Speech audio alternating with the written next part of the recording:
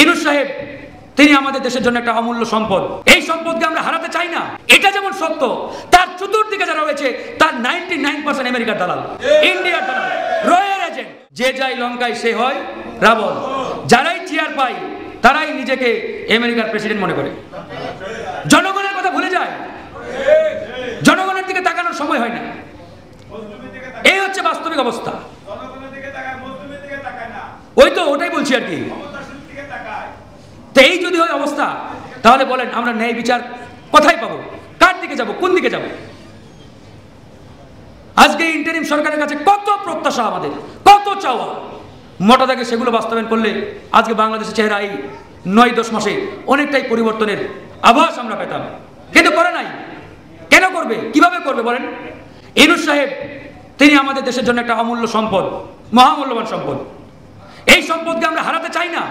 এটা যেমন সত্য, তার চতুর্দিকে যারা রয়েছে তার 99% আমেরিকার দালাল, ইন্ডিয়ার দালাল, রয়ের এজেন্ট। এই ভারতীয় দালালদের দিয়ে এই বাংলাদেশের ন্যায় বিচার সম্ভব? কোনোভাবেই সম্ভব না।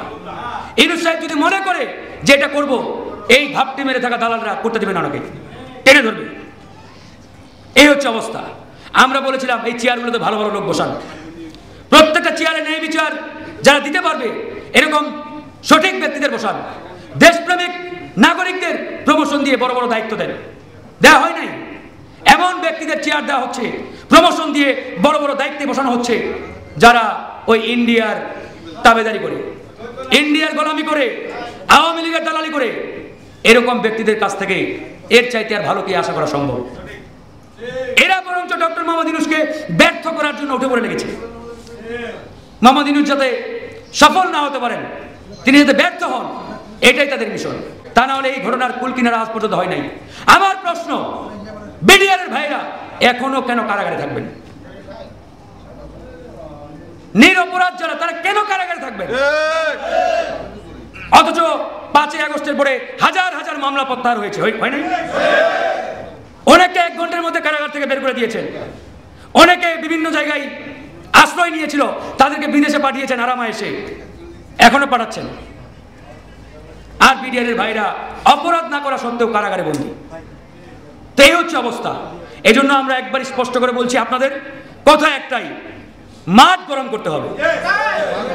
যে যাই বলেন, আমার সমালোচনা করতে পারেন, এই বলতে পারেন, সেই বলতে পারেন। ভাই, বাংলাদেশের রাজনৈতিক ইতিহাস এটা। রাজপথ ছাড়া কোনো দাবি বাংলাদেশের ইতিহাসে কখনো আদায় হয় নাই। এই ইন্ডোরে হলরুমে দিনের পর দিন সভা সেমিনার করেন, ফলাফল 0।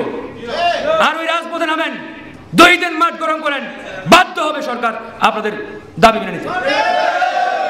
এখন সিদ্ধান্ত আপনাদের নিতে হবে, আপনার দাবি দ্রুত আদায় করতে চান কিনা।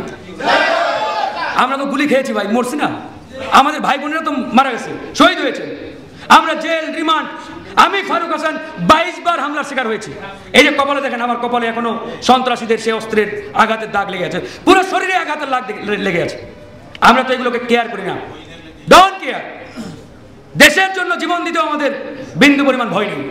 আপনাদেরকেও ডিটারমাইন্ড হতে হবে যে আমরা এই ঘটনার সঠিক সুরাহা না হওয়া পর্যন্ত রাজপথ ছাড়বো না। প্রয়োজনে কাঁথা, কম্বল, থালা বাসন নিয়ে এসে রাজপথে বসে যাবে। কি আপনাদের কি হারানোর কিছু আছে? তাহলে ভয়ের কোনো কারণ নেই।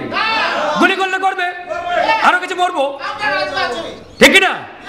এই জন্য আমি বলছি, আঙ্গুল বাঁকা করতে হবে, সোজা আঙ্গুলে ঘি উঠবে না। আঙ্গুল বাঁকা করেন, ইনশাআল্লাহ কাজ হবে।